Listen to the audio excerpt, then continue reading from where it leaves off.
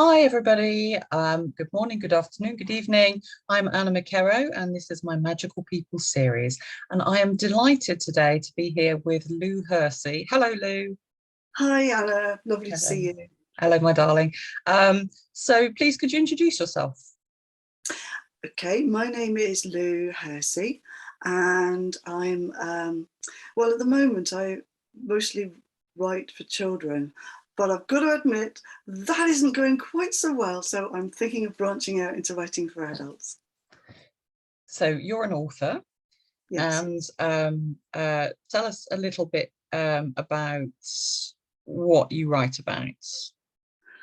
What I wanted to write about, well, what I do write about is magic, and I think real magic. And I was hoping that that would be something that young adults would be interested in. I'm particularly interested in writing for young adults because it's a time of great change, especially for girls, I think.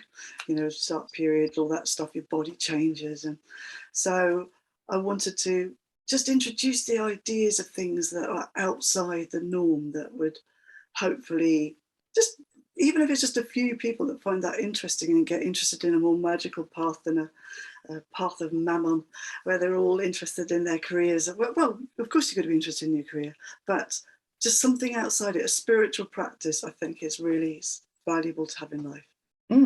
I agree, totally. And so, well, this feeds very nicely into me asking you. So, talk to me about your own spiritual practice, Lou, because that is fascinating. And about what are your beliefs and practices, and what does that all look like for you? Yeah, I feel like I've gone through every magical path that I could find, just from, I think people are divided into those who really want a very, very good career and go for it and want to make lots of money. And that's great, when they do well and stuff. And I just seem to want to find out what the meaning of the universe was. So I just tried so many different things. And my reading and everything has been about trying to find a path. And actually, in the end, I don't think that one path for me worked. I mean, I couldn't be just a Christian, just a Hindu, just a Buddhist, just a witch, just a shaman, just any of those things, because I really like them all. It's like I've never met a god I didn't like, so to speak, Okay. And but so I mean, I know that you have done a lot of very interesting things. So I mean, particularly say shamanic work, I know interests you. Yeah, yeah, Talk to that's me a the bit about that. that is the thing that is probably the guiding light in my life, actually. And the thing that I do most. I'm interested in other things, lots of my friends are druids or witches, and I really like following their path, and I'm interested in what they do. But for me, shamanism really works. It's what I believe. Well, believe. The good thing about shamanism is it does encompass sort of everything, really. Mm. And it's just a way of seeing the world. I think I've got I had, but unfortunately he died, a teacher called Hank Weiselman. And what I liked about him was he was an academic who found, it was really shoved onto him, actually, his shamanic path. And he became, it's like coming out. He came out as being on a shamanic path. And of course, like, the academic world hates stuff like that. They really hate it, which is why Ronald Hutton never admits to what he's into, really. He's always kind of poo-pooing it. And of course, well, I probably shouldn't talk about him, but he probably does believe in some things that he doesn't admit to in his books. But Hank Weiselman did come out as being a shaman, and I really admired him for that, actually, because Mhm.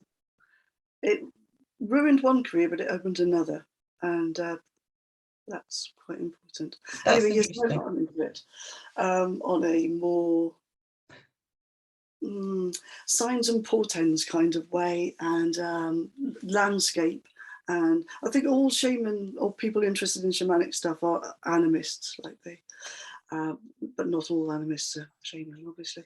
Okay. Um, So for those people watching who are unaware, might have heard the word, but are unaware of what a shamanic practice is about. Could you describe that a little bit with that? You know, obviously it's a large subject, but Yes, what would be yes. like the main principles of that? I think the main principles are looking into your subconscious to find answers to things, the sort of universal consciousness theory thing, where and the whole world fits. Gosh, I'm really bad at explaining shamanism. Mhm. The whole world is a one interconnected one. Everybody's connected to everybody else. We're connected to everything, to every rock, every tree, every plant, every animal. And once you start to see things like that way, I should say, it just opens a path that is really interesting to follow.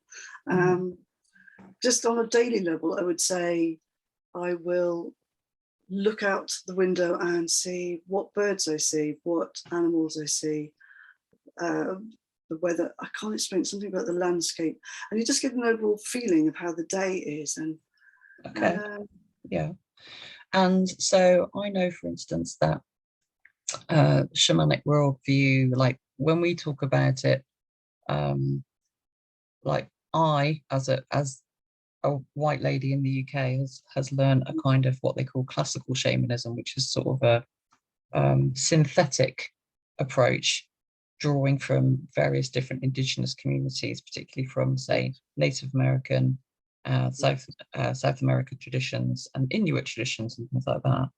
But a lot of things that they have in common was about the idea of lower world and upper world, and that we're in the middle world. So it's a kind of a model, isn't it? it is, and I think that goes through, actually, interestingly, through other religions as well, or a similar idea, like even Christianity, actually.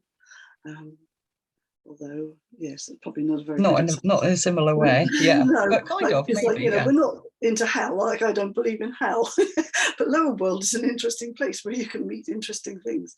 And yes, yes, it is very different, actually. I don't know why I brought Christianity into it, but No. I do think that idea of the three worlds, certainly in the North tradition, the runes, the Nordic tradition, that you have three worlds there as well. So yeah, I think it's and it does it. I quite agree. It is drawn from lots of different cultures, which is something Ronald Hutton would say, that, like, you know, it's all rubbish, and that. I don't think he would say that, to be I fair. wouldn't say it's rubbish, but he would say that if you were actually talking about true shamanism, it would be from, like, you know, Russian indigenous people, Right, in yes. Siberia, but it's become a term that kind of covers a lot of other cultures, like people do Hawaiian shamanism, which is interesting, and yeah, North American traditions, and even, actually, you know, like, I mean, a few people who are into shamanism kind of these days follow. It comes up back to front, doesn't it? That's no, I can see that the right way around. The bee, and which is a European tradition, apparently, or English tradition. So, and they are all very similar in the way that they explore things, I think.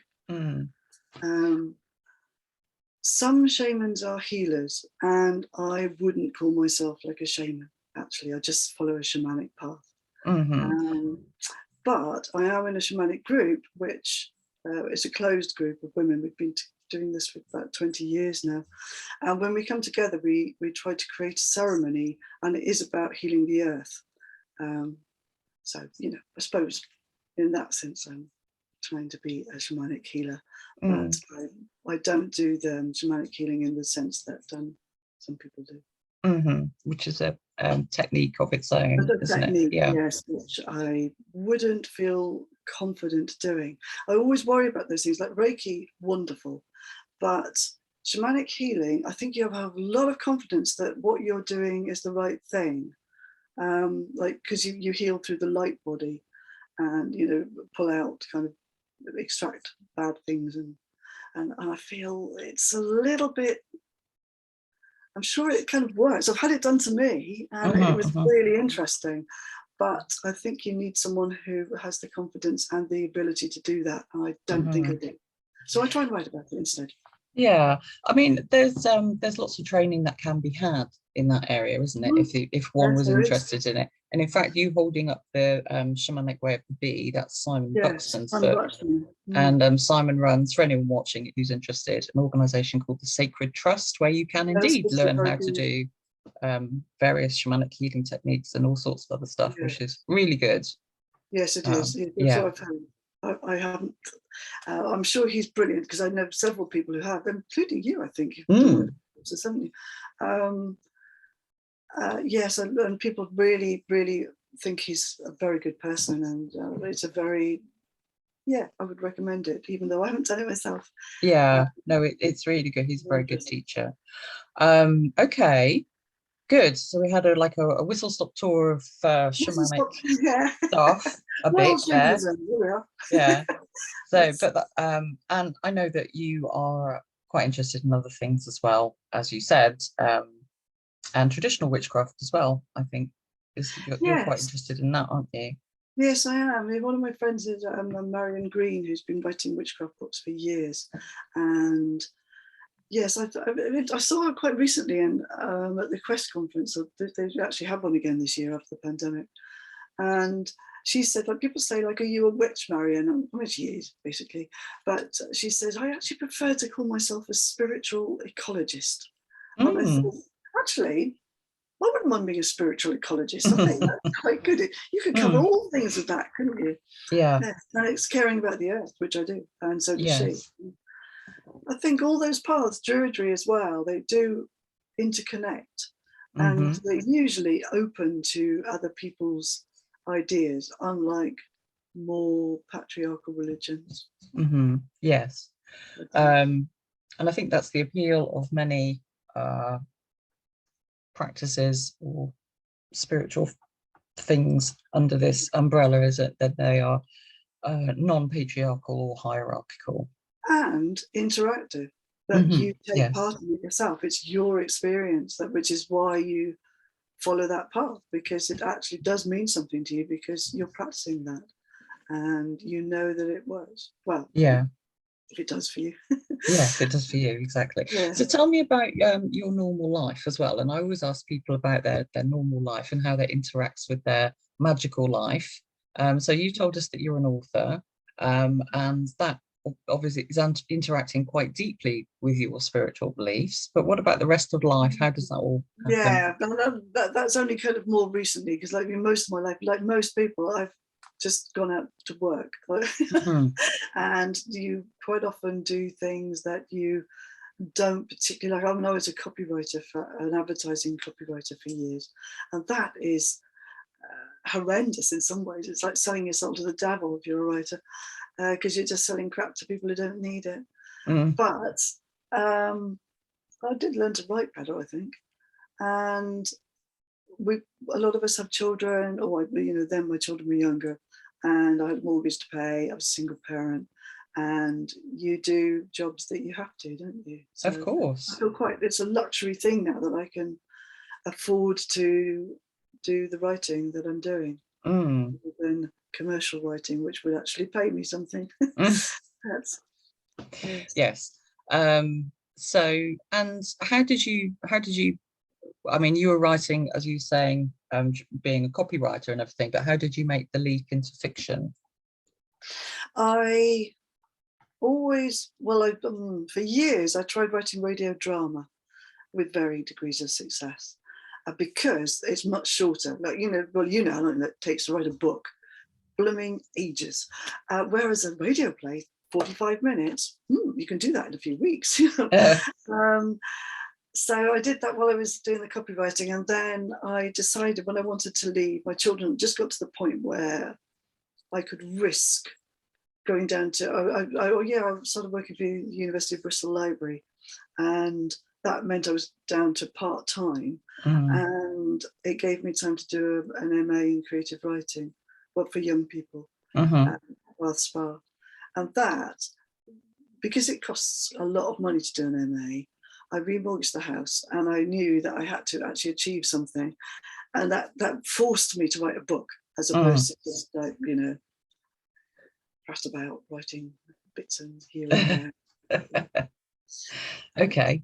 you actually did an MA and you wrote your book Deep No, yeah, Water deep while you water. were under at MA. Have you got I it have a there? copy here. Show Woohoo. us. There we go. Yeah. So tell us briefly about what that book is about then, because that's relevant to this conversation. Yes, it is, in as much as this is Deep Water is a Selkie myth book. Oh yeah, I'm really interested in folklore. I forgot to say that. And the Selkie myth is what I liked about it. Its time with shamanism is that transformation thing. It is a bit of a plot spoiler, but the heroine Danni gets more and more kind of very strange symptoms of water coming through her hands, that kind of thing, and she eventually transforms into a seal. And I just thought that the whole thing about, well, that's like the shamanic practice thing, isn't it? That transformation, and also aimed at young people, girls going through all those body changes, which at the time for me was excruciating, which is probably why I want to write about the age group. I found the whole kind of body hair periods, all that stuff, so embarrassing. And that's partly to do with my age. I think this generation, I really hope, don't have to have all that stuff hidden under the carpet and not know what's happening. Seriously, I didn't know with periods what was going to happen. My mother had told me that I would, when I was about 13, I would start having eggs. And I was thinking like a hen, and I was thinking, oh, that's all right then, once a month you have this egg. And so I said, like a chicken. And she said, no, much smaller. So I was thinking, oh, what, like a wren, even simpler. I had no idea. Oh my God. That's so weird to believe that you would actually lay an egg. Yes. I know. Well, she I suppose, what else would you think? That's not very helpful. It's not very helpful at all. Wow. And so, yeah, it was quite, because I started mine quite early. I was about 11 and she'd said 13. So I thought like I was actually dying. Oh. I am a bit of a hypochondriac anyway. Yeah. I just literally no idea. I don't know how I managed to live that long and not know. Just really weird. Well, maybe, as you say, maybe different times, but also that, nobody tells you, that will be a shock. Yeah. Yeah, it is. Yeah. Anyway, so I always feel sympathy for teenagers. I think are really underrated as well. I mean, it's a very creative time. They've got so much going on for them, and time of transformation. So anyway, that's the transformation theme there in the Deep Water. It's a very good book, also for anyone watching. And so this would be a good time for you to talk about the book that your next book, which has just come out. It's the solstice yesterday, and it came out on the solstice. It came out on the solstice, but unfortunately that means that my copy hasn't arrived. Otherwise I'd hold it up and say, look at this wonderful book. Oh, well, tell us about it anyway, and I will put a link under this to where people can buy it. That's great. I mean, at the moment, Amazon's I shouldn't say, I know people hate Amazon, but it's only £7 on Amazon. And it'll probably be more if you order it from the publisher or bookshop, but you should support your local bookshop. Anyway, the book is based loosely on a John Barleycorn myth. It's a Lunacy book. Lunacy is, was the first part of the Celtic fire wheel ceremony, celebration, and it involves. Without giving too much away, it does involve quite like crop circles, which have gone out of fashion. I'm hoping to revive the Let's bring crop circles back. Yeah, bring back crop circles. They were amazing. Honestly, I really loved them. I mean, I feel just like having been in crop circles, because there aren't that many these days and people don't go and see them so much. And also farmers hate them. But anyway. So it's John Barleycorn, it's crop circles. John Barleycorn, which, what else? Yes. And a land goddess, which Andraste, who actually I think has been a bit of a guiding light. And as I said, I'm a bit of a pick and mix pagan, really. But Andraste has really meant a lot to me when I've been writing this, because I feel it's been a sort of guiding thing, a guiding presence, because nothing has worked well with this book until I got it right. It's taken years, and I think it's because she wanted me to get it right. Yeah. Tell us about Andraste, the goddess. Oh, Andraste, well, she was very, I mean, if you look her up, very little is known about her, except she was the one that Queen Boudica called on when she was going into battle with the Romans. Right. So she's a land goddess, and I suppose my experience of her is more as a goddess of fertility. You have the land, and yes, I must admit the book does sort of have an element of blood sacrifice. Mm-hmm. So, but that's tied in with the John Barleycorn myth as well. And I think Andraste is a little bit Morrigan-like in some ways. Mm-hmm. Morrigan's always associated with death and battle, but she's also other things. And I would say that Andraste is too. I think it sounds like the sense of the fierce protectiveness of land, and women often as well, and bodies, isn't it? There's a lot, usually with Morrigan, about reclaiming one's sovereignty. And I'm just thinking about Boudica, obviously, as was a literal sovereign, who reclaimed her land in a very fierce and bloody way. Yes, she certainly did. But although I think, because I've recently rewatched, there's a series on TV with Neil Oliver talking about ancient history, and actually I think some of the time he's talking through his, I think he doesn't know what he's talking about some of the time. And one of the things is that his view of Boudica was very much the Roman view, I'd say. And admittedly, that is the report that we have. But I would say that the Romans had a very biased view of things, didn't they? They were writing from their perspective. And I don't think that Boudica or Andraste were as described by the Romans particularly. Because Boudica went on to kind of massacre lots of people. But then, they just raped her daughters and done something to her as well. So took her. The whole thing wasn't that she inherited the land. She owned the land, and it would have passed to her daughters because of they had sort of followed a matrilineal tradition. But the Romans, obviously having a patriarchal culture at that time, didn't agree with that. So were basically taking the land off her, weren't they? That was the issue.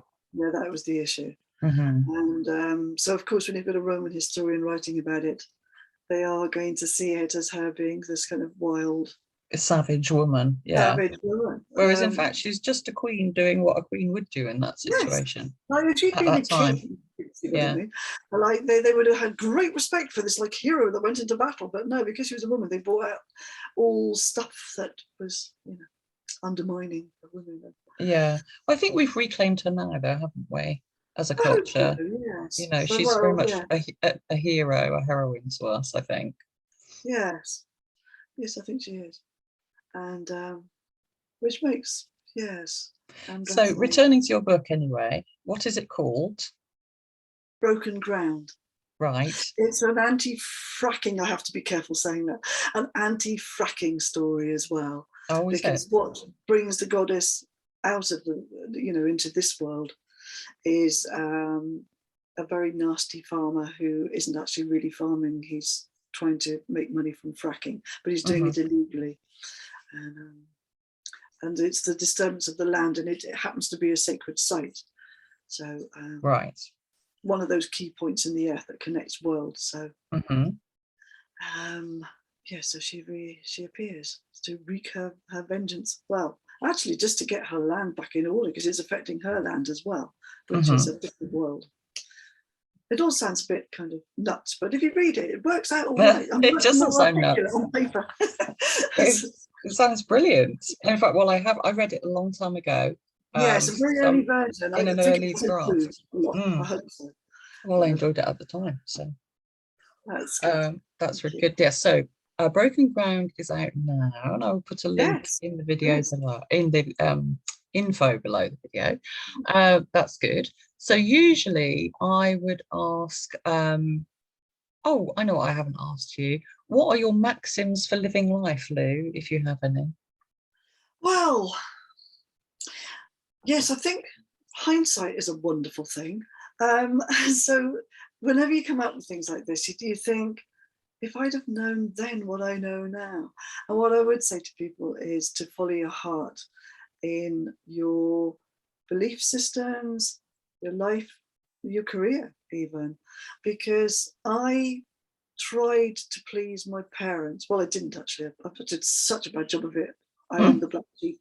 But I'm still held by their way of seeing the world. I'm still trying to not fit in, because I don't even want to fit in, but I felt it restricted me for a really, really, really long time, because they just had a totally different way of thinking and of being, and I felt I wasn't free to do what I wanted to do.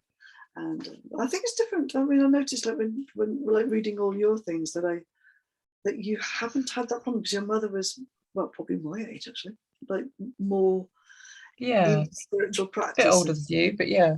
Yes, but more accepting of spiritual practice. Whereas my like my dad is now 95, and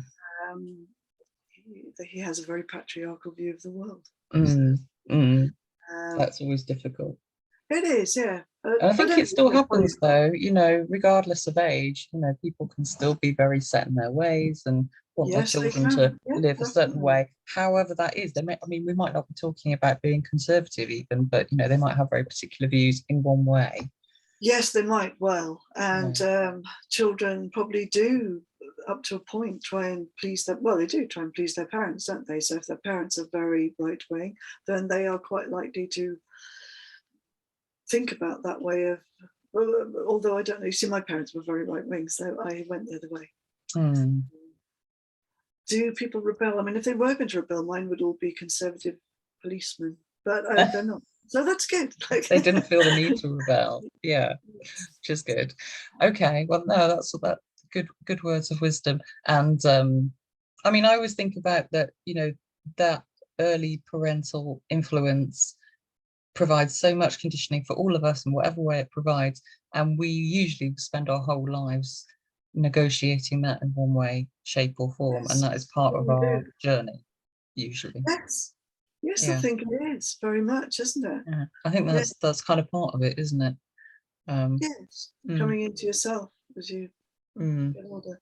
But anyway, I would say just not to be tied so much into money unless you can't avoid it. Like I said, I mean, I've had to work as a copywriter for years, which I didn't particularly enjoy, but luxury problem.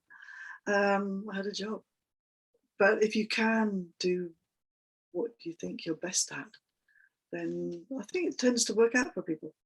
I'll probably regret saying that when I get loads of emails saying, you said, if I give with my heart, and I've just blown my career. Probably not. Well, don't be silly. But, don't give up your job, people watching. Yeah, no. But also follow your dreams. Yeah, follow your dreams, and certainly don't be restricted by patriarchal religions. Quite a lot of them. Most of them. Right. Well, on that bombshell, Lou, is apart from your book, we should mostly focus on your books, really. But I usually ask people: is there like a book or a website that you would like to recommend to viewers, like a useful resource? Maybe something about shamanism. You held up Simon's book. The shamanism things. Well, yes, I've got actually this. Hang on a minute. Sorry, lean over here. Now this is so obscure, but it gives me heart, because I feel that probably not that many people read my books. Like they probably, your children's books, which were excellent, by the way, might not have had the massive audience, etc. But sometimes books like that can reach out to people. And this is one which is really obscure. It's called Going Native by Tom Harmon. Right. And it is a shamanic book, really. And it's so beautifully written. It's so beautiful. And there's a follow-up called What I've Always Known. Right. Actually, it's the other way around. No, I think that's the first one, Going Native. Yeah. And What I've Always Known. That is. And in a nutshell, what's Going Native about? When he was very young, Tom Harmon worked in the I've forgotten what the crop's called. Not alfalfa. I think it's like soybean crops. So anyway, but he was working with quite a lot of Native Americans, and it was way back in the 60s or 70s. And so he became very friendly with them, because they all had to sort of live around where the crop was being kind of planted and stuff. And just becoming part of, well, like going native, he became like one of them, really, and like even to the point where he does follow a sort of shamanic path, and he does have a kind of real revelation, but in that sense of like Native American stuff, where it's not, magic can be very subtle, can't it? You know, it's not necessarily kind of all this kind of wand waving, everything works out, and kazam, the world changes. But it's like coming into your power, and that's what he does, really. And it's a very beautiful, very, very beautiful book. That's a great recommendation. Oh, thank you. It's good. Oh, and that one, this one, that's good too.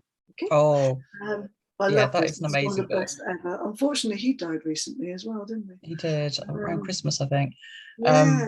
Yeah. It's a shame. I wanted to meet him. I was really hoping I'd meet this guy, Malidoma Patrice.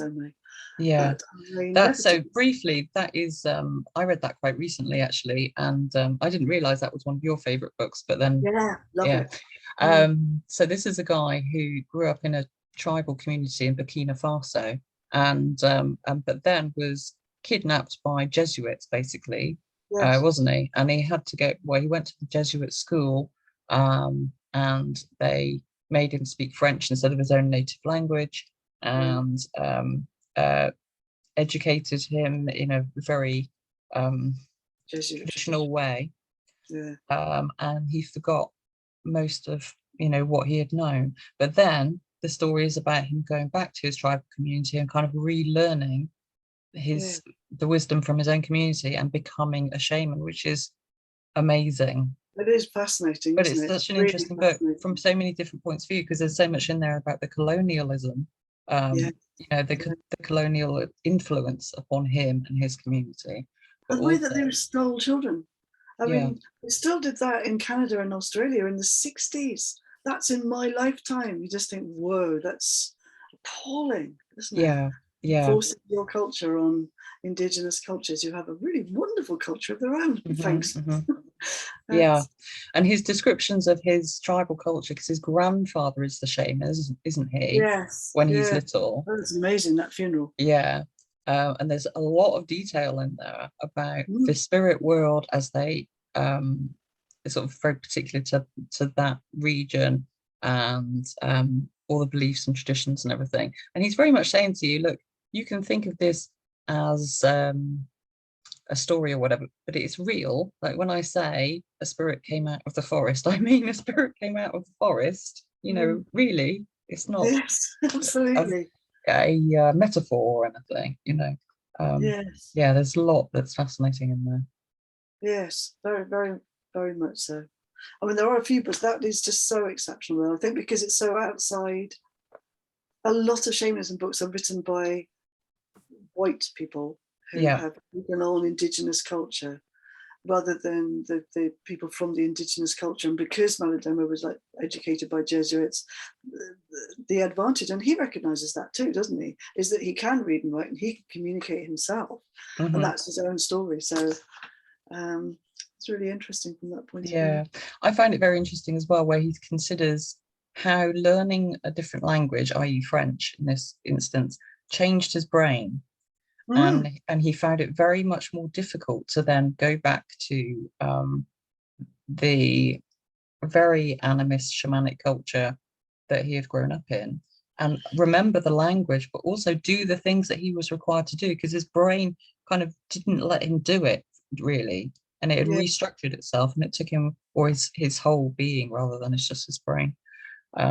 It took him a long time to be able to do what the others could do. Yes.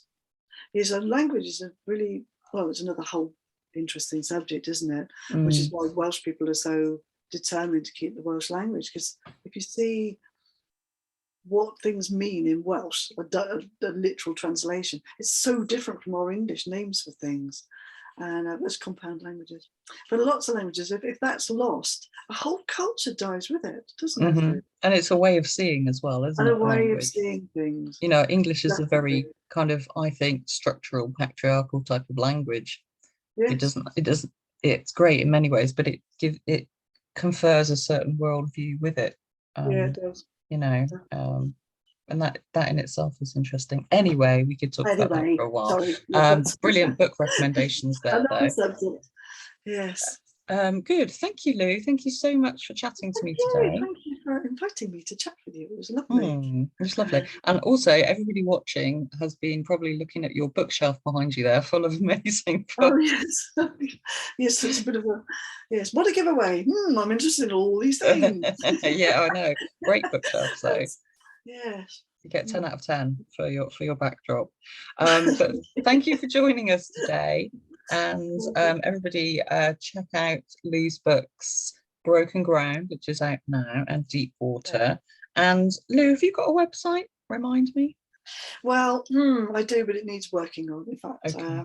But we can find you on Instagram and Twitter as Lou Writes, which I'll put under. Lou Writes, yeah. And I haven't got an author page on Facebook, but nobody really looks at Facebook that much these days. But yes, I will fix my website, promise. Okay, go do that. You can do it now. Do it now. Yes. All right. Well, thank you. Yes. Thank you so much. It's been wonderful. Yeah, it has. It's been really nice talking to you. Yes, it's been much love. Okay. Bye then. Bye.